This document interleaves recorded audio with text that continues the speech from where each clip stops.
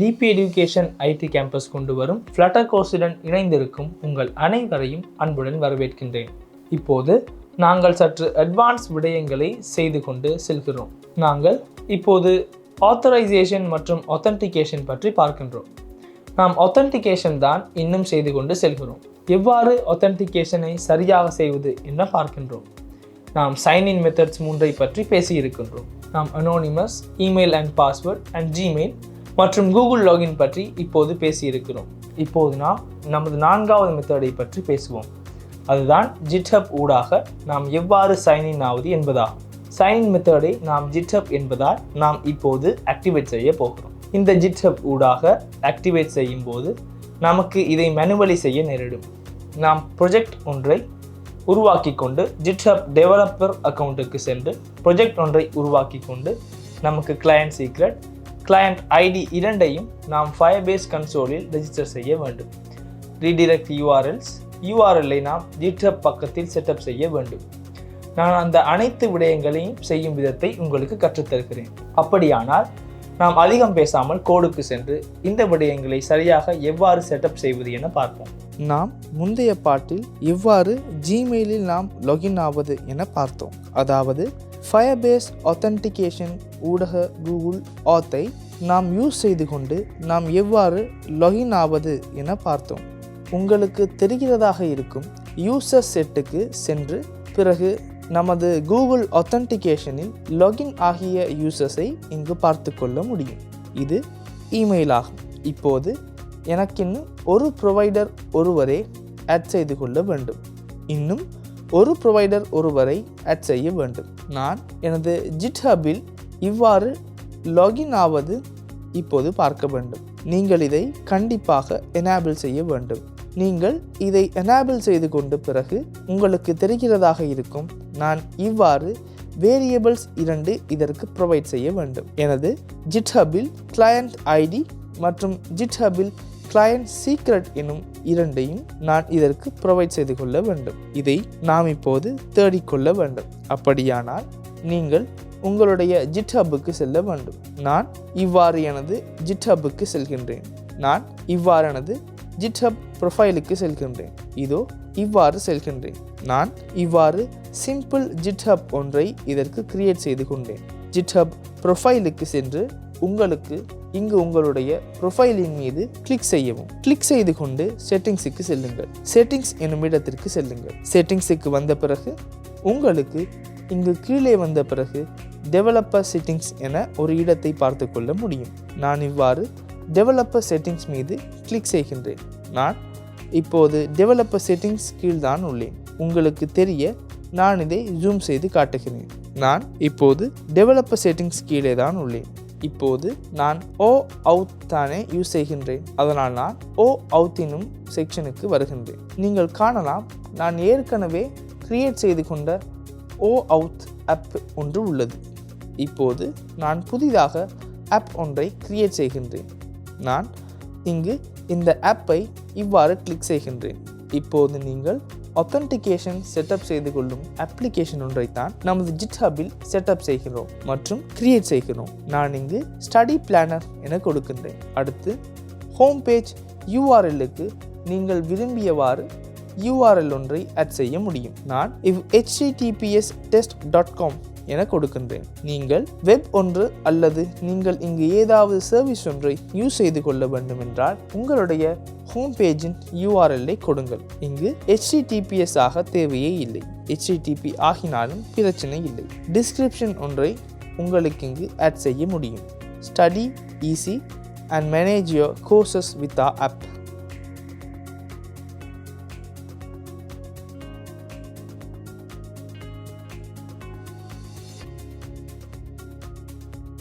இவ்வாறு உங்களுக்கு கொடுக்க முடியும். அதன் பிறகு இங்கு மிகவும் முக்கியமான ஒரு விடயம் உள்ளது.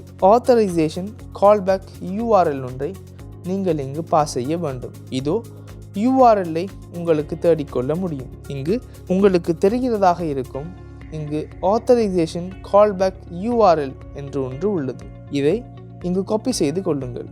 காப்பி செய்து கொண்டு நீங்கள் இங்கு வந்து இதை எவ்வாறு பேஸ்ட் செய்து கொள்ளுங்கள். இதை உங்களுக்கு ஃபயர்பேஸில் தான் கொடுக்கும். உங்களுக்கு தெரிந்ததாக இருக்கும். அதன் பிறகு இந்த எனேபிள் டிவைஸ் ஃப்ளோ என்பது எமக்கு தேவையில்லை.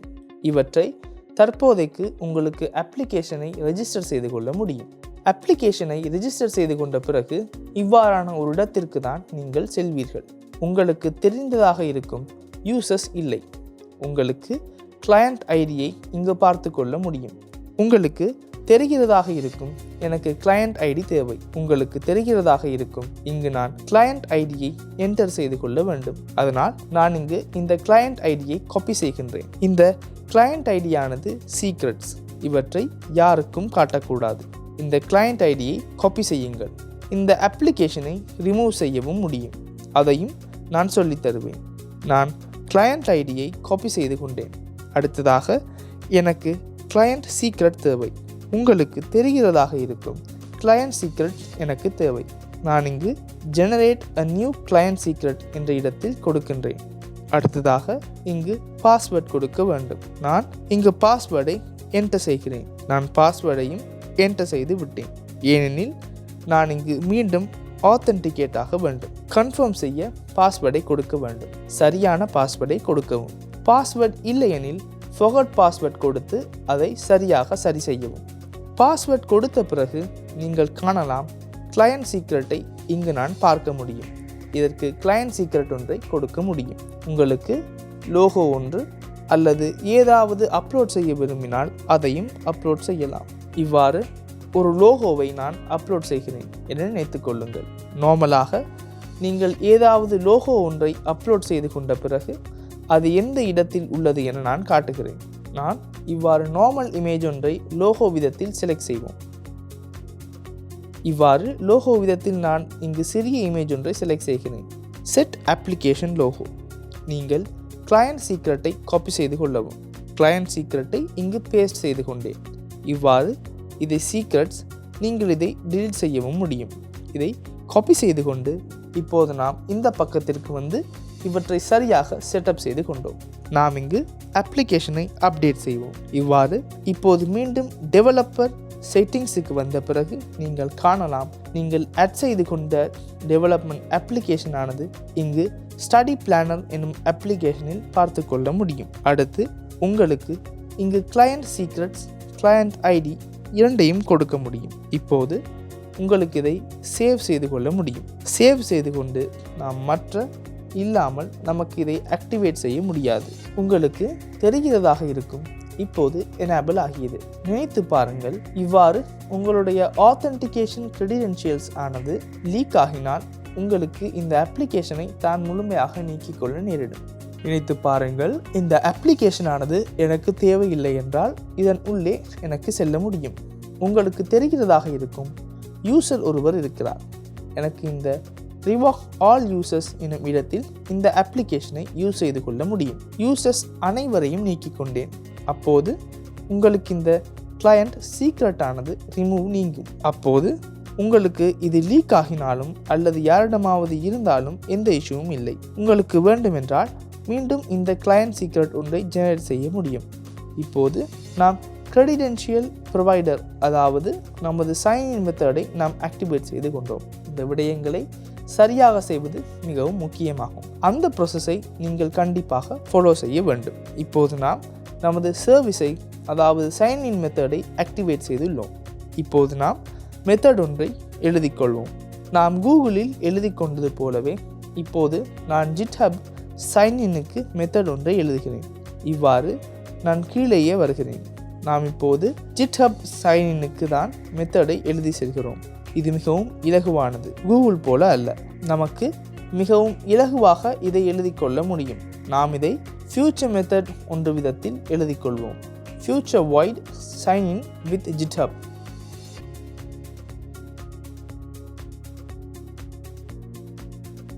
இதற்கு நான் எந்த ஒரு வேரியபிள்ஸையும் பாஸ் செய்ய தேவையில்லை. பாராமீட்டர்ஸ் எனக்கு ட்ரை கேட்ச் பிளாக் ஒன்றை கொடுக்க முடியும். ட்ரை கேட்ச் எரர் ஒன்று வந்தால் எனக்கு எரரை இவ்வாறு பிரிண்ட் செய்து கொள்ள முடியும். நான் error signing in with GitHub விதத்தில் இவ்வாறு உருவாக்கி கொள்கிறேன். எனக்கு இங்கு எரரை பிரிண்ட் செய்து கொள்ள முடியும். இதோ நான் கேட்ச் பிளாக் அதை எழுதி கொண்டேன். இப்போது நான் GitHub யூசர் ஒருவர் விதத்தில் சைனினாக ட்ரை செய்ய வேண்டும். இங்கு நேரடியாக இதை செய்ய முடியும். நமக்கு GitHub Auth ப்ரொவைடர் கொடுக்கப்பட்டுள்ளது. நமக்கு ஃபயர்பேஸில் GitHub Auth ப்ரொவைடரை கொடுக்க முடியும். GitHub Auth ப்ரொவைடர் விதத்தில் உங்களுக்கு இதை கொடுக்க முடியும். நாம் இதை பிரைவேட் வேரியபிள் விதத்தில் கொடுப்போம். இதை நமக்கு மேலே டிஃபைன் செய்து கொள்ளவும் முடியும். நான் இங்கு இதை GitHub Auth ப்ரொவைடர் ஒருவர் விதத்தில் குறித்து கொண்டேன். அடுத்து await Firebase Auth. நமக்கு இன்ஸ்டன்ஸ் ஒன்று தேவையில்லை.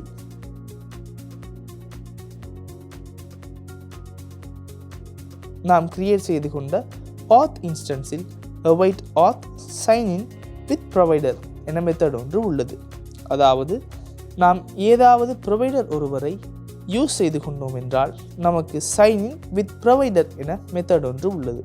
நாம் இங்கு GitHub ப்ரொவைடரை எடுத்தோம் என உங்களுக்கு தெரியும். அதனால் எனக்கு சைன் இன் வித் ப்ரொவைடர் என்பதற்கு நாம் பாஸ் செய்ய வேண்டியது நமது GitHub ப்ரொவைடரை ஆகும். அவ்வளவுதான் செய்ய உள்ளது. எனக்கு இங்கு பிரைவேட் தேவையில்லை. நமக்கு இதை இவ்வாறு யூஸ் செய்ய முடியும். GitHub ப்ரொவைடருக்கு பாஸ் செய்ய மட்டும்தான் உள்ளது.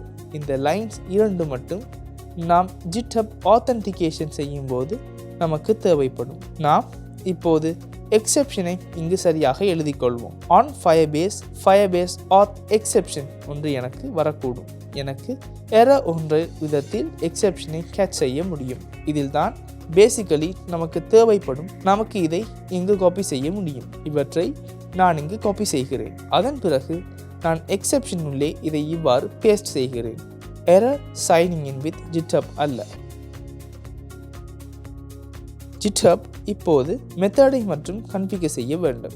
இப்போது எனக்கு லாகின் பேஜுக்கு சென்று இப்போது நமக்கு மெத்தடை கன்ஃபிகர் செய்ய முடியும். உங்களுக்கு ஞாபகம் இருக்கிறதா, நாம் லாகின் வித் கூகுள் என மெத்தட் ஒன்றை உருவாக்கி கொண்டோம். இவ்வாறு எனக்கு தேவையான மெத்தடை நான் இதில் காப்பி செய்து கொள்கின்றேன். உங்களுக்கு சைன் இன் வித் கூகுள் அல்ல GitHub விதத்தில் குறிப்பிட முடியும். சைன் இன் வித் இதை நேரடியாக GitHub விதத்தில் மாற்றவும். நாம் முதலில் லோடிங் ஸ்டேட் ட்ரூ செய்வோம். அதன் பிறகு சைனிங் வித் GitHub என மெத்தடை தான் நான் கால் செய்ய வேண்டும். சைன்இன் ஆகிய பிறகு நான் மெயின் பேஜுக்கு நவிகேட் ஆக வேண்டும். எரர் ஒன்று வந்தால் நான் GitHub எரரை காட்டுகிறேன். GitHub என நான் இங்கு கொடுக்கிறேன்.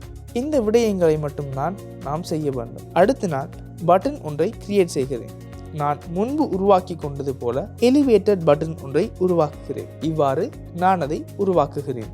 இதற்கு நான் சைன் வித் GitHub என்ற மெத்தடை பாஸ் செய்ய வேண்டும். இங்கு நாம் GitHub எனக்கு கொடுப்போம். இவ்வளவுதான் செய்ய உள்ளது. மிகவும் இலகு. நாம் மீண்டும் உங்களுக்கு ஞாபகம் இருக்கும், நான் முன்பு செய்தது போல அப்ளிகேஷனை ஸ்டாப் செய்கிறேன். ஸ்டாப் செய்து நான் மீண்டும் ரன் செய்கிறேன். Run without debugging. உங்களுக்கு தெரிகிறதாக இருக்கும், இப்போது அப்ளிகேஷன் ஆனது மீண்டும் ரீபில்ட் செய்து கொண்டது, ரீஸ்டார்ட் செய்து கொண்டது. நான் இங்கு லாகினுக்கு செல்கிறேன். எனக்கு லாகின் பேஜுக்கு செல்ல முடியும். நான் இங்கு சைன் இன் வித் GitHub என கிளிக் செய்கிறேன். உங்களுக்கு தெரிகிறதாக இருக்கும், ஏதாவது கமாண்ட் ஒன்று ரன் ஆகிறது. இது சிறிது நேரம் வைத்த பிறகு உங்களுக்கு தெரியும், ப்ரௌசர் ஒன்று லோட் ஆகிறது, லான்ச் ஆகிறது. நாம் இந்த URL-ஐ GitHub-க்கு ஆட் செய்து கொண்டது உங்களுக்கு ஞாபகம் இருக்கிறதா? நீங்கள் காணலாம், சைட் கேன் பி ரீச்ட் என வருகிறது. நாம் பார்ப்போம், மீண்டும் லோட் ஆகிறது. நீங்கள் காணலாம், GitHub வெற்றிகரமாக லோட் ஆகிவிட்டது. அதன் பிறகு உங்களுக்கு ஆத்தரைஸ் அட்மின் கார்ட்ஸ் என்பதை கிளிக் செய்து கொள்ள முடியும். எனக்கு இங்கு சில நேரங்களில் எரர் ஒன்று வரக்கூடும். ஏனென்றால் எனது அட்மிட் கார்ட்ஸ் என்னும் அக்கவுண்ட் ஆனது ஏற்கனவே உள்ளது. உங்களுக்கு தெரிகிறதாக இருக்கும், எனக்கு எக்ஸெப்ஷன் ஒன்று வருகிறது. Accounts already exist with the email address provided signing using one of the return providers. அதாவது இங்கு இவ்வாறு சீன் ஒன்று உள்ளது. உங்களுக்கு ஞாபகம் இருக்கும், நான் அட்மிட் கார்ட்ஸில் ஏற்கனவே லாக் ஆகி இருக்கிறோம். உங்களுக்கு ஞாபகம் இருக்கிறதா, கூகுள் ப்ரொவைடர் டெக்ஸ்ட் செய்து கொண்டோம். நான் இங்கு அட்மின் கார்ட்ஸில் ஏற்கனவே லாகின் ஆகி உள்ளேன். அதனால் நான் இதை டெஸ்ட் செய்ய இந்த யூசரை நீக்குகிறேன். யூசரை நீக்கியதை இதை ரீஸ்டார்ட் செய்து கொள்ளவும். இந்த பேஜை ரீஸ்டார்ட் செய்வோம். அந்த யூசர் கண்டிப்பாக நீக்க உள்ளாரா என நாம் பார்க்க வேண்டும். அடுத்து நான் இதை ஓகே கொடுத்து நான் மீண்டும் இவ்வாறு ட்ரை செய்கிறேன். நாம் மீண்டும் ட்ரை செய்வோம்.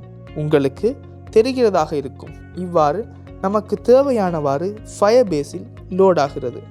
இப்போது லாகின் ஆகியது எந்த ஒரு இஷ்யூவும் இல்லை. நீங்கள் பார்க்கலாம், இப்போது நம்முடைய யூசர்ஸ் லிஸ்ட்டை நான் மீண்டும் ரீஃப்ரெஷ் செய்து கொண்டால் GitHub ப்ரொவைடரானது அட் ஆகியிருக்க வேண்டும். உங்களுக்கு நம்முடைய GitHubஐ பார்த்து கொள்ள முடியும். நீங்கள் காணலாம், GitHubல் ப்ரொவைடரானது விதத்திலும் அட் ஆகி உள்ளது. நம்முடைய அட்மிட் கார்ட்ஸ் விதத்தில் வருகிறது. இப்போது GitHubலும் லாகின் ஆக முடியும். எந்த இஷ்யூவும் ஒன்றும் இல்லை. சரியாக கிரெடென்ஷியல்ஸை கிரியேட் செய்து கொள்வது மட்டும்தான் நாம் செய்ய வேண்டும். ஃபயர்பேஸில் இப்போது நாம் செய்த இந்த வேலையை, அதாவது லாகின் செய்யும் வேலை, ஆத்தென்டிகேஷன் செய்யும் வேலை என்பவற்றை இவ்வாறு தமிழ் லைன் ஒன்றிற்கு சிம்பிளிஃபை செய்துள்ளோம். அதுதான் நாங்கள் ப்ரொவைடர் ஒருவர் அல்லது சர்வீஸ் ஒன்று யூஸ் செய்து கொள்வதன் முக்கியத்துவம் ஆகும். எங்களுடைய வேலைகளை நாங்கள் மிகவும் இலகுவாக மாற்றுகின்றோம். நாம் இதை மேனுவல் எழுதினால் நமக்கு எவ்வாறு மிகவும் இலகுவாக நிறைய செக்யூர் விதத்தில் இதை செய்வது மிகவும் கடினமான விடயமாகும். இந்த முழு கோடையும் மீண்டும் ரெஃபர் செய்ய தேவை என்றால் நீங்கள் சற்று நமது GitHub ரெபோசிட்டரியில் பாருங்கள். இந்த அனைத்து கோடையும் உங்களுக்கு அக்சஸ் செய்ய முடியும். இவ்வாறு GitHub ஊடாக நமது அப்ளிகேஷனை யூசர்ஸை ஆத்தென்டிகேட் செய்வது எவ்வாறு என பார்த்தோம். இந்த விடயங்கள் மிகவும் கஷ்டமான விடயங்கள் அல்ல. இந்த விடயங்களை இந்த ஃபயர்பேஸ் எனும் சர்வீஸில் மிகவும் இலகுவாக மாற்றிக் கொடுக்கப்பட்டுள்ளது. நாம் அடுத்த பேச போவது, நினைத்து பாருங்கள், இப்போது இமெயில் பாஸ்வேர்ட் ஊடாகவும் நமக்கு லாகின் ஆக முடியும். பட் யூசருக்கு பாஸ்வேர்ட் ஞாபகம் இல்லை. அப்படியாக நாம் அடுத்த பாட்டில் நாம் எவ்வாறு யூசருக்கு பாஸ்வேர்ட் ஞாபகம் இல்லை என்றால் பாஸ்வேர்டை எவ்வாறு ரீசெட் செய்வது என பார்ப்போம்.